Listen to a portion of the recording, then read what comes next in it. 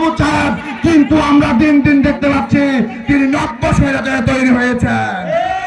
আমরা কিন্তু দেখতে পাচ্ছি ওনার বাবা মুরাদনগরে আমাদের যে 3 আগস্ট 4 আগস্ট যে আন্দোলনে মুরাদনগরে যারা আমাদের উপর রামদা হটস্টিক নিয়ে আক্রমণ করেছিল তাদের সাথে দফায় দফায় মিটিং করেছে, তার ভিডিও ফুটেজ আমাদের কাছে রয়েছে।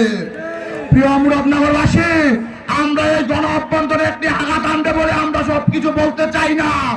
আপনারা বুঝে নেবেন, আপনারা সংসদ হন, আপনাদেরকে অতি শীঘ্রই সংসদ হতে হবে, না হয় আপনাদের পদত্যাগের কোনো বিকল্প নাই, কোনো বিকল্প নেই।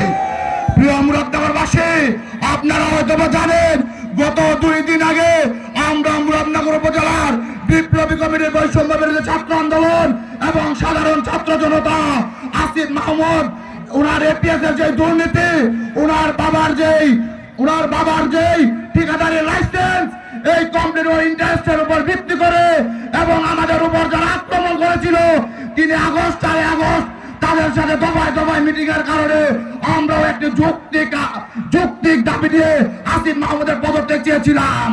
ঢাকাতেও কিন্তু আসিফ মাহমুদের দফায় দফায় পদত্যাগের মিছিল হয়েছে, বিক্ষোভ হয়েছে, ওইখানে কোনো প্রশাসনিক হেনস্থা আমরা দেখতে পাইনি।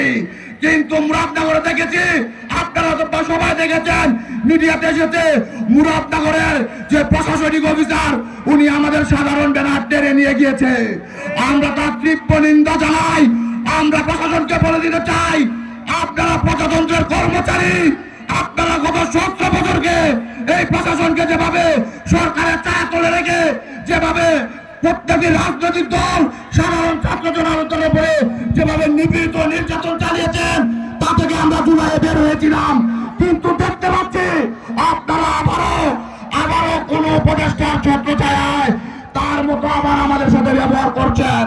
আমি প্রশাসনকে বলবো, আপনারা প্রজাতন্ত্রের কর্মচারী হিসেবেই থাকবেন, অন্যথায় আপনাদেরকে সাধারণ জনগণ ছাড়বে না।